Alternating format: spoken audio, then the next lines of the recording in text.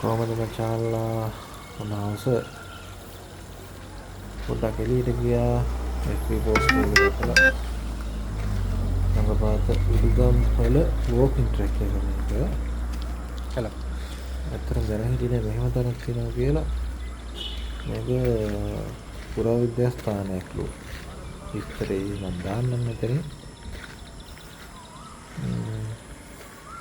ලස්සන තැනක් කිලෝමීටරයක් විතර දිග වෝකින් පාත් එකක් තියෙනවා කැමරාව එළියට අරගෙන ඉතින් ෆොටෝ ටිකක් වීඩියෝ ටිකක් ගහනකොට ග්‍රාම ආරක්ෂක නිලධාරි මහත්මයෙක් ඇවිල්ලා කිව්වා මහත්තයා මෙතන වීඩියෝ කරන්න තහනම් කියලා. මම හිතන්නේ පුරාවිද්‍යා සයිට් එකක් නිසා වෙන්නේ නැති. කොහොමද ඉතින් හොරෙන් තමයි මුලින්ම වීඩියෝස් ටිකක් ගත්තේ.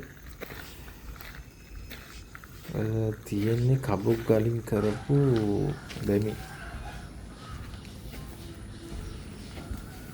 මේ වගේ මැද අයිලන්ඩ් එකකුත් තියෙනවා. පොඩි පාර්කයකුත් වගේ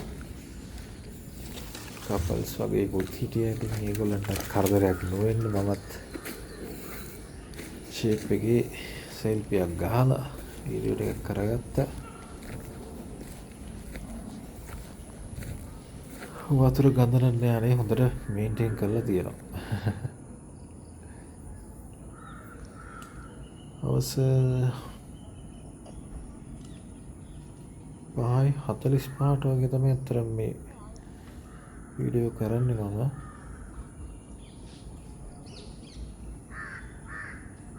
ගොඩක් අය නෝ ඇවිදින්න දුවන්න. රජ්ජුරුවන්ට නාන්න හැදුව කියලා තමයි විස්තරේ තියෙන්නේ. සංරක්ෂණය කරපු තැන් 2-3ක් තියෙනවා මෙතන. බෝඩ් නම් ගැලවිලා ඒවේ. කින්ද හරියට මඳුර ගන්න බෑ. ලස්සන ෆොටෝ ටිකකුත් ගහගත්තා. ඊට පස්සේ ඉතින් අර ග්‍රාම ආරක්ෂක නිලධාරි මහත්මයා පේන්න හිටියේ නෑ. ඒකෙන්ද හිතේ ඇවිත් ෆෝන් එකේ ඉඳලා පොඩි වීඩියෝ එකක් කරගත්තා.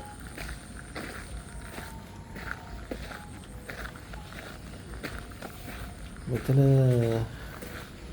දෙපැත්තකින් එන්න පුළුවන් ඇත්තටම උඩුගම්පල රවුන්ඩ් බවුට් එක ළඟ තියෙන අර මාල් ටැංකිය ළඟින් වෙහිකල් එක නවත්තලා එතනින් එන්නත් පුළුවන් මේ නේවන එහෙම නැත්තම් ආයේ තා පොඩ්ඩක් ගම්පහ පැත්තට යනකොට වම් පැත්තට තියෙනවා පොකුණ පාර කියලා. ඒකේ චුට්ටු දුරක් ආවම එතන පාකින් එකක් තියෙනවා එක්සර්සයිස් මැෂින් එහෙම තියෙනවා. ඔතන මෙතින් ආදානාකාරයකුත් තියෙනවා. හොඳ පණිවිඩයකුත් දෙනවා ඉතින්. නම්බරේ ඉන්න ඕනේ නැහැ ඉතින් එක්සර්සයිස් කරන්න කියලා තමයි මැෂින් ටික එතනම දාලා තියෙන්නේ. ඔන්න උතන. ඉතින් හොඳ ලස්සන කාම් වයිබ් එකක් තියෙනවා. ඔයාලත් ඇවිල්ලා බලන්න. විස්තර මොනවා හරි දන්නා නම් මට කියන්නකෝ.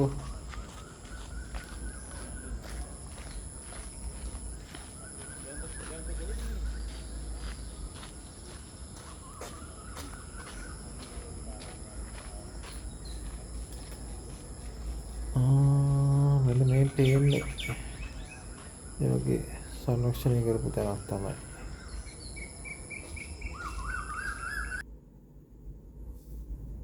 ගලෙන් හදපු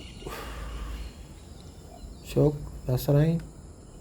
මඳුර තමයි පොඩ්ඩක් මඳුරට ඉගෙන එනකොට යමන් ගෙදර කියන්නේ නුවරට නම් ප්‍රශ්නයක් නැතු වෙදී මම ඉතින් වටේ ගහලා එනකොට දුවන නෝන්ලා මහත්තරු ටික මට 4-5 පාරක් හම්බුණා. බලන්න නැති මේ 6-4 ඩයල් එක මොකද කරන්න කියලා කොහොම හරි කමන්නේ. විතරෙත් බලන්න අපි ගිහිල්ලා එන්නම්.